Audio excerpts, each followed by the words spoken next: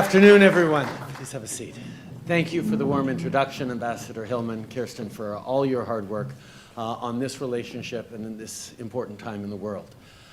Thank you for the work you do every single day to strengthen and uphold the very special bond that exists between Canada and the United States, a bond that increasingly is significantly important, not just for the two countries here in North America, but right around the world. C'est un grand plaisir aussi d'être ici avec la ministre des Affaires étrangères du Canada, Mélanie Joly, le ministre de la Défense nationale, Bill Blair, et d'autres collègues parlementaires, Julie Zerowitz, Vance Badaway, James Maloney, Judy Scrow, Francesco Sorbara, Anthony Housefather, and Cody Blois. I also want to thank the numerous people from our NATO allies in attendance today for this event to celebrate NATO's Climate Change and Security Center of Excellence. And before I continue, I also want to recognize General Wayne Eyre, who is joining us here today at NATO and is attending his final NATO summit before retiring later this month. General, thank you for your many years of outstanding service, not just to Canada, but to NATO and to the world. Canada and NATO have long recognized an indisputable fact. Climate change is not only an existential environmental threat, but one of the defining security issues of our time. Le Canada et l'OTAN savent depuis longtemps que les changements climatiques sont non seulement une menace environnementale, mais aussi un des plus grands défis de sécurité de notre époque. Rising sea levels and increasingly frequent and intense natural disasters threaten security infrastructure like ports and military bases that keep our alliance safe. A warming Arctic is opening up a new arena of competition that our adversaries are eager to exploit, and climate-induced floods, famines, and droughts exacerbate inequality, fuel conflict, and drive displacement across the globe, all of which disproportionately harm marginalized and vulnerable populations. Overall, climate change risks creating a less stable, less prosperous, and less secure world. That is why we acted. Back home, our government has shown global leadership in addressing the climate crisis. We've placed a price on pollution that simultaneously reduces our emissions and puts more money in the pockets of 8 out of 10 Canadians. We launched Canada's first national adaptation strategy to build stronger and more resilient communities. We became the first major oil-producing nation to introduce a cap on emissions from the oil and gas sector.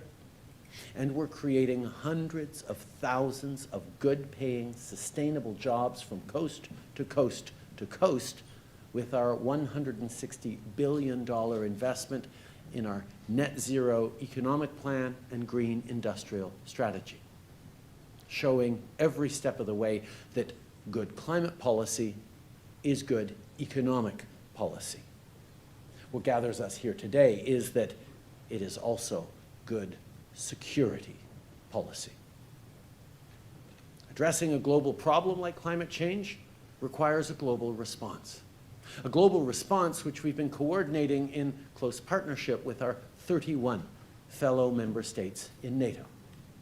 Our government has been a strong advocate for ensuring that climate change is an integral part of NATO's agenda and that together we act to make it a reality. Notre gouvernement a toujours insisté pour que la lutte contre les changements climatiques fasse partie du programme de l'OTAN. Alors on a travaillé ensemble. In 2021, the Alliance published the NATO Climate Change and Security Action Plan, a plan which recognized the risks that climate change poses to NATO and pledged to take action to address those challenges. In 2022 and 23, Canada co-led a climate change working group with Denmark and Norway to identify and establish NATO's climate research priorities. And we spearheaded the NATO Climate Change and Security Center of Excellence, which we were proud to launch last year, that will be housed in downtown Montreal. This center serves as a critical research platform to ensure that NATO allies and partners are equipped with the information they need to succeed in a climate-changed world, to plan for and adapt to and mitigate the security risks and impacts caused by climate change, and to forge strong partnerships with organizations like the Munich Security Conference and the CDA Institute that are committed to addressing the security challenges posed by the climate crisis. So today, I'm excited to celebrate with you all the important milestone for the Centre. Just a few weeks ago, the Alliance accredited it as an official NATO Centre of Excellence, Canada's first.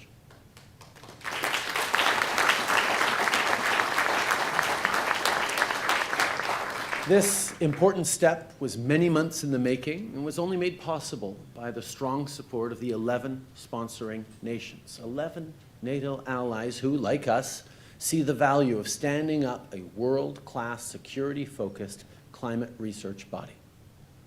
We're looking forward to seeing what the Centre will accomplish, and we expect to see many more nations join in this work in the coming years.